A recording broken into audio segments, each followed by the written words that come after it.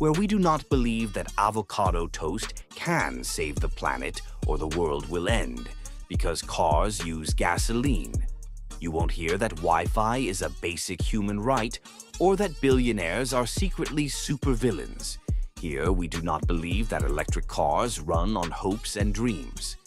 You also won't hear that anyone who disagrees with us is a fascist, or that socialism will make everyone rich. You won't be gender affirmed or offered any opportunity to share your preferred pronouns. If this causes you any discomfort, please rest assured that we couldn't possibly care less. For everyone else, thank you, and please stand by. My fellow Americans, it's time for the Urban Conservative Podcast. This is without a doubt the best podcast on the internet. It's about to go down here on the Urban Conservative. 3, 2, 1. All right, ladies and gentlemen, you know what it is. It's Monday night. That means it's time for the Urban Conservative Podcast. Yours truly, Abdul Ali, here rocking with my twin brother from the same mother, Raheem Soto. Bro, what's good with you? Everything is amazing, man. It was an awesome weekend, I was just enjoying the weekend. Glad to be back on the podcast. Shouts out to all the listeners. As usual, make sure you get in the comment section. Let us know where you are watching and listening from. Other than that, just on the campaign trail, I guess it's time to do the plug, right? It's time to do the shameless plug. Make sure to check out my campaign for Suffolk County Legislative District 2. That is 99% of the town of Southampton and all of the town of East Hampton in that legislative district here on the east end of beautiful Suffolk County. I'm running for that legislative seat to make sure we have a safer, more affordable East End, that our elderly population can stay here, that our children can stay here, and this be a viable place for people can afford to live all year round, not just the elite, not just those that, have millions and millions of dollars. The people that, run the community deserve to be able to stay here. Our EMS, our teachers, and fostering in that blue economy and making sure our kids are getting the training to be competitive in this changing economy and our changing landscape here. So the website is Soto for Suffolk. That is SOTOFORSUFFOLK. SotoForSuffolk.com. That's where you can support the campaign that I am running for Suffolk County Legislative District 2. Shameless plug down. All right, love it, love it, love it. All right, ladies and gentlemen. So we got a very interesting episode to talk about. We've been off for about a week and a half. We're just busy. I gotta start here, bro. There was a few years ago when Obama was running for president the first term. I went on NPR, our local NPR station. They had a show called The Average Joe Show, right? And I wasn't really heavy in the politics at that point back in, 2008 when he ran the first time. But something always rubbed me wrong. And if you could find that episode of The Average Joe Show on Morning Talks with Charlotte, I said back then that something rubbed me wrong about this dude, about Barack Obama. He seemed manufactured to me. He seemed too much wolf in sheep's clothing-ish to me. He seemed a little too good to be true, if you know what I'm saying. I do know what you're saying, and I have a take on Obama. I have a take on this, right? Because I think there are a few things that are absolutely true at the same time, right? Which is possible. I think politically, and this is the media's fault, there's this idea that's been propagated that things can't be mutually true, right? Like one thing can't be true if this is true. So I think that it is 100% historic. I think it is a major historical event in the United States of America and on the world stage that Barack Obama became the president, the first non-white man president. I think that is historic. I think that is amazing. And that is true. It is also true that he is the worst, in my opinion, notice what I said? In my opinion, based on my assessment and the criteria, I guess we're going to talk about some of this today. He was one of the worst presidents in American history, if not the. I think there's an argument that could be made that he is the worst president in history. And I think it can be true that it was historic that he was the first black president. I don't think saying he was the worst president in history takes away from the historical nature of his accomplishment. I All just, right. that's what I So think. you're not an overt hater. I, It I, seems like. I want this to be clear for those of you guys that are new to this type of thinking and this what we'll say is a little more conservative in your thinking, right? I would find it hard pressed to hate anyone that I don't know. Like I need a genuinely good reason to hate someone. I don't think politics should rise to the level where the emotional baggage that is hate comes into play. Like how the left hates Trump and those displays. I don't think that's a very adult way to behave. Like when you start talking about, you I hate Barack Obama. Like that's very strong. That requires a lot of energy in my book. So I don't think it's useful. But I think a good assessment. So I guess real quick, if you don't mind, can I lay out a couple of my arguments before we get into his current drama? If we can do this for this next few minutes in this segment. Fire away. What you got? Okay. So can we agree that Barack entered office promising hope, change, and unity? Right? Sure. Those are three key words that he hope, change, and unity. Those are the things that he came with. Yes, Okay. we can. Um, I'm going to say that he really was the president of economic stagnation, Mhm. international weakness, domestic division. On top of that cake, the icing of a dangerous expansion of federal government. That's what I think happened under Obama. So I think he exploded the national debt, right? Yes, and look, we're so fair that we'll say yes, he inherited a financial crisis. Let's just go back. Let's not act like because we're Republicans that we're not going to act like he didn't inherit somewhat of a fiscal mess. Okay, fair enough. Okay, fair. Just disagree with me at any point. I'm being unreasonable, but he used that as an excuse to go back and look at this number. He doubled the national debt, adding nearly $10 trillion over 8 years. Let's just call that what it is with inflation. All right. The entitlement programs that ballooned out of control, the massive bank bailouts and business bailouts. Let's not forget those. For someone who promised fiscal responsibility, economic history cannot look good on the Obama years. There's no economic way to make it, from an economical historical perspective to look at him and say he had a successful economic presidency. It's just not possible. So one other thing, let me add to this. One of the first things that Obama did was he signed an executive order canceling the restriction on foreign aid from USAID to international family planning programs that offer abortion. This is one of the first things he did with the Well, stroke let of me a throw this pen. out there. Let me throw this out there. Pull up the Obama kid, right? Let's have that conversation. If we want to have a conversation about the culture that Obama is now going to be, Obama's going to be oh, wow, Suffolk County Legislator Dominic Thorne is in the building. Good day, sir. Thank you for your hard work out there. We appreciate you. That's awesome to have elected officials chiming in. Hopefully I'll be sitting next to Dominic in November. So appreciate him on the check-in. But what I was gonna say was if you pull up the Obama kid, I think Obama is also right there. And a lot of people don't understand the significance of this photo.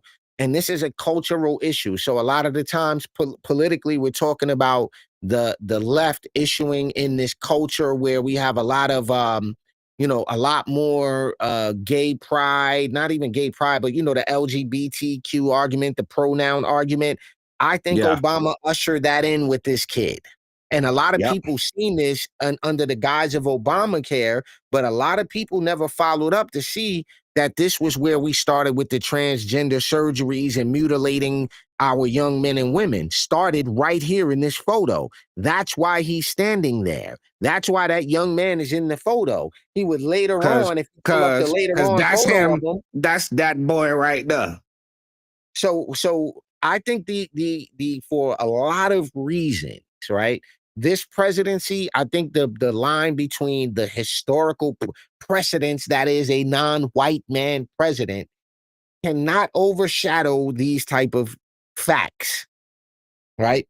So let's pull that down. I'll make these last couple of points before we get into the current stuff, before we go to commercial. So statistically, he led the weakest economic recovery in modern history. We all agree his foreign policy was a disaster. Absolute disaster. We all know Obamacare is built on lies. It is coming out now that it appears that he allegedly abused executive power. And I think we had worse race relations under that administration, period. That's what I think. Hold on. I'm gonna pull something because I remember hearing about this. Okay. Hold on. I'm just gonna share this and let this speak for itself. Right. Trump could have been worse, but he never was. That's the problem. He never was. Obama has the record for locking up more. Hold on. It didn't even come up. Hold on. Let me show you what I was talking about. That's what I was talking about.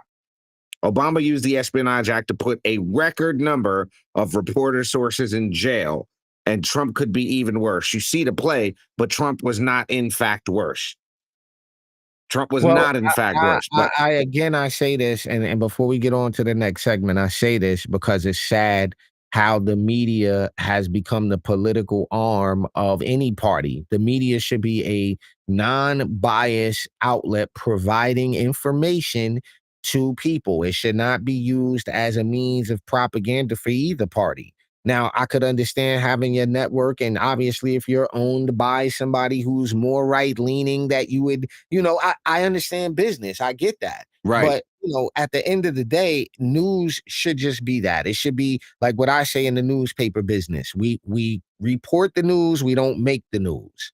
We just report the news. And so, I think that we have a problem here with how the media is controlled by one side. 85% of the media where people are getting information is controlled by one side of the aisle. And I think they're doing a terrible disservice to people. So let's do a commercial. We're gonna do a commercial, and we're gonna come back and talk a little bit about this current drama. We're definitely gonna want you, ladies and gentlemen, to get in the comment section. Let us know what you think. You're checking out the Urban Conservative Podcast. Be right back after this quick break. The Urban Conservative is sponsored in part by Gyra Family Farms, providing your family with fresh meat, eggs, poultry, produce, and so much more. Visit gyrafamilyfarm.net to find out about their summer farm camp program, events and classes, and their exclusive Farm Share membership, which will give you 15% off all your purchases. Again, visit gyrafamilyfarm.net to find out more.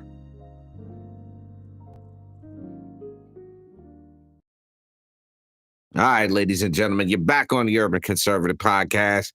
We're talking about this Obama drama. And I think the next place we're going to want to go here to kick off this conversation is right around here, bro. I think this is where we're going to listen to this real quick.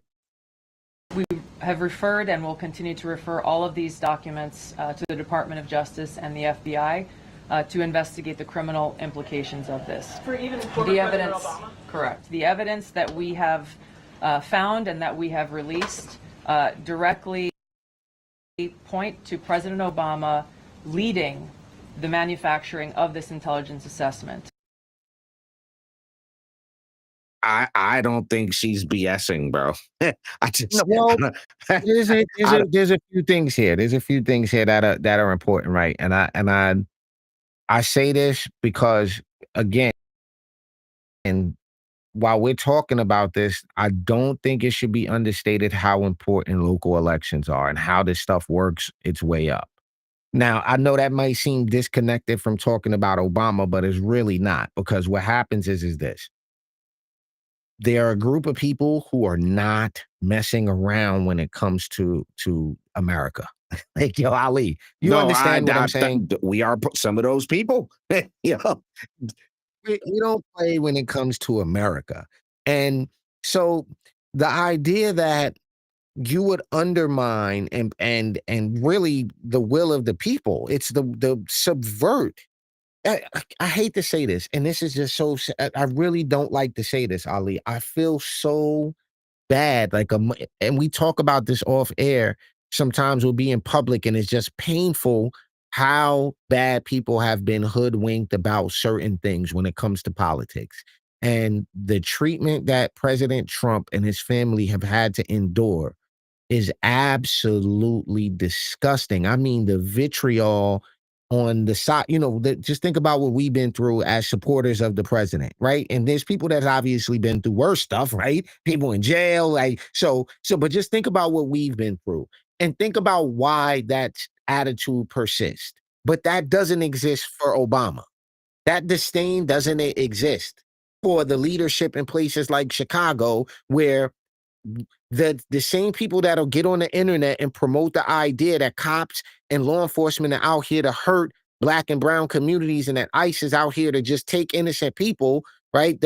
They say nothing about the atrocities happening in places like that. And then they say, oh, you're victim shaming when we bring it up. And it's like, no, I'm saying, is black people in charge of black communities where black communities are failing. And I don't think black has anything to do with that. I think that has to do with ideology and political side of the fence. So to not hold Obama accountable would be a slap in the face to what America stands for, if in fact he's responsible. if in Ali. fact he's responsible. But let's get into this right here. Last Wednesday, at the president's direction, with the support of HPSCI Chairman Rick Crawford, Director of National Intelligence DNI Tulsi Gabbard released a declassified oversight majority staff report produced by the House Permanent Select Committee on Intelligence in September of 2020 that details how the Obama administration manufactured an intelligence community assessment they knew was false. The ODNI records released on Friday, Senator Chuck Grassley's release on Monday of the appendix to the DOJ OIG's June 2018 report known as the Clinton Annex, and the HPSCI oversight report released today confirm a treasonous conspiracy led by President Obama and his national security team, including James Clapper, John Brennan, and James Comey, to manipulate and manufacture intelligence that promoted a contrived false narrative, falsely claiming, quote, Putin aspired to help President-elect Trump's election chances when possible by discredit. Hold up. So let's table this. Reading this right now, you guys have to understand that the left media is now saying that they never suggested that Putin was, that the election was just Russia hijacked it. Well, there's a video on our Facebook page cut together of them saying that this election has been hijacked by Russia. Putin has hijacked We got this that election. on our page? Really? Yeah, it's on our page somewhere. I posted it, a couple of weeks ago because as this stuff has came out, and I'm pretty sure it exists on like Liberal Hive Mind. I'm sure he's done something on it. But at the end of the day, you don't get to erase reality. You can't erase reality that the CNNs, the MSNBCs, the Rachel Maddows, of the world, you guys said Russia, you said it. You went to back for the Obama administration. You got your marching orders and you went and put it out. And that's what you did. You can't erase it. Like, thank God for the internet, right? Like, thank God for the digital footprint that they've left. So, I think the reality of what's going to happen, Ali, is that if this persists, if anybody's going to be held accountable, I think the question is, do we see? Because that's what everybody's asking. Does Obama go to jail? Does Hillary go to jail? Does Clapper or any of these people go to jail? What do you think? I forgot the guy's name. He's a media guy, not Gutfeld. It's another one of those guys. And he was like, Obama's not going to jail. It's not going to happen. No, I don't think so. Hillary Clinton's not going to jail. It's not going to happen. You know, maybe not. But here's my thing. all right, but so Somebody should the go to question jail. is not that was going to be my question, right? All right, like so let's put this in a universe where somebody, it's a good chance you're going to jail. But the question is, should you go to jail? Should somebody be in jail based on this release of evidence, based on the facts, if the facts are substantiated and are what they are? Because right now we have to use the word alleged, Well, and right? here's We the have other to say thing, alleged. though. What people need to consider is what they're talking about is that they're saying that these intelligence documents exposed should concern every American. There is irrefutable evidence detailing how Obama and his national security team directed the creation of an intelligence community assessment that they knew was false, promoting the contrived narrative that Russia interfered in the 2016 election to help President Trump win as though it were true. The documents released shows how they did it, manufacturing findings from shoddy sources, suppressing evidence that disproved their false claims, disobeying IC tradecraft standards, and withholding the truth from the American people. That's a direct quote from Tulsi Gabbard. So they're saying essentially that, and this whole idea that presidential immunity, nah, nah. You have presidential immunity for acts. That also brings up an argument. If they yell presidential immunity, you then got to say, hey, y'all just said no. Y'all just try to shoot Trump's presidential immunity down, and now you're saying presidential immunity? Wait, what are we doing here? Shouts out to Bruce Jacobs. He said, going heavy on Obama's underlings sends the right message. Liberals with treasonous tendencies will be far less likely to join lockstep with treasonous presidents of these United States. Thanks for the check-in, Bruce Jacobs. We appreciate you, and we agree. Well, Ali, let me pose this to you before we take a break real quick, because we're over the break, right? But let me pose this question to you. Is if we were to be able to take the narratives that have been spun specifically by the Democrat Party elite, because again, like you said earlier, we can't put everybody in one bucket. I don't think this is the entire Democrat Party. I think there's a group of Democrats or a group of these conspirators, if you will, that are in the Democrat Party and have used the Democrat Party as a means to sow this very communist, socialist, and if you look at their tactics, these are the tactics that they've done in other dictatorships and other socialist regimes around the world. The voting undermining, the methods of, So my question is, do you think if we were to set aside the political partisanship, the nature of it, that it could help people come to terms with how bad these people need to go to jail? Yes. Or do you think they're just married to the emotional connection to the political party is such that they're unable to I disconnect think from it? there's an age group of people who are so connected to the iconography of Obama, because you got to know there is a group of people that have Martin Luther King, Malcolm X, and Obama T-shirts. Yeah, you got Martin Luther Oh King, boy. Malcolm X, Jesus, and Obama on the man. I've been in people's houses where they have the picture of the Obama family up on the mantle, bro. So I think there's Listen, I think that is patriotic, right? But I also think, see, yeah, because but I like that. I like that. nah, But those are not people that are nah, studying son, politics. nah. I don't necessarily have a Nah, problem with that. son, because you ain't got a Why? picture of Trump and Melania on your wall. You don't have to. You know, you I can't. don't. Yeah, I don't. I have my family on my wall. Listen, I don't knock you putting up I the don't knock picture. it. I'm I just just saying. listen, I'm in my mid-40s, bro. I don't want to put a picture of anybody up on my, like, I don't want posters on my wall. That's just me though. Right? Like, so I get it. Listen, if you're that patriotic, God bless you. I love that you're that patriotic that you got the 4x8 Donald Trump in your house. No, no, I no, no, love no, no, that. no. I'm Listen, for I'm that. not hating that you got in the garage or the man cave or I'm going back to your point about is this emotional attachment so much so there that people aren't going to see by it? And I say, yeah, but let's take this real quick last commercial break because I want to get to what Trump had to say about all this. Ladies and gentlemen, jump in the comment section. Let us know what you think. Should President Obama be looking at jail time? Clapper or Comey or any of them be looking at jail time? Last commercial break for this episode of The Urban Conservative. We'll be right back. Carry Discount and Capital Appliance Repair is your trusted partner for appliance repairs and home services. When you're dealing with a malfunctioning refrigerator, dishwasher, washer, or dryer, we have the expertise to keep you running smooth. Visit us online or call 919-468-5860 today for Carry Discount and Capital Appliance Repair.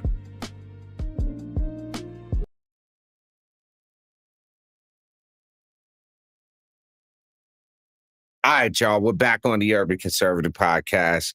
Last thing I wanted to bring up about this whole Trump situation with Obama. Last week, President Trump was asked about this whole situation with Obama. And I want y'all to hear what President Trump had to say about this when he was asked. Mr. President, do you support the Justice Department seeking a new interview with Ghislaine Maxwell? And did you urge the Attorney General to seek one? I don't know anything about it. I didn't know that they were going to do it. I don't really follow that too much. It's sort of a witch hunt, just a continuation of the witch hunt. The witch hunt that you should be talking about is they caught President Obama absolutely cold, Tulsi Gabbard. What they did to this country in 2016, starting in 2016, but going up to 2020 of the election. They tried to rig the election, and they got caught. And there should be very severe consequences for that.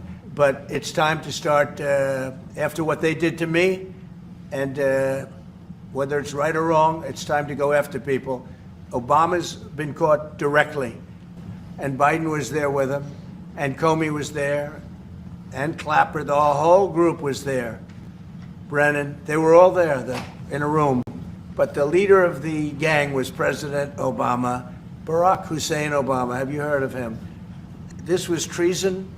This was every word you can think of. They tried to steal the election. They tried to obfuscate the election.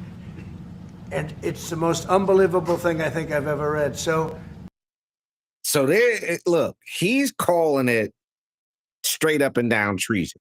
I gotta add that in light of this, that Bongino saying, he just put out a statement, I think yesterday, saying that what he's seen during this investigation has changed the way he looks at the United States of America. Like he'll never be the same, to put it in his words, after seeing the evidence.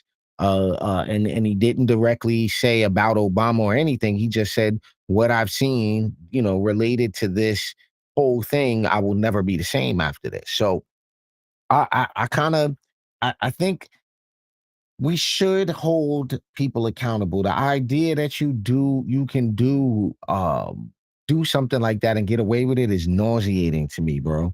But this is what I don't have much to say after this. The true test of a leadership is no, that's not the way I want to say it.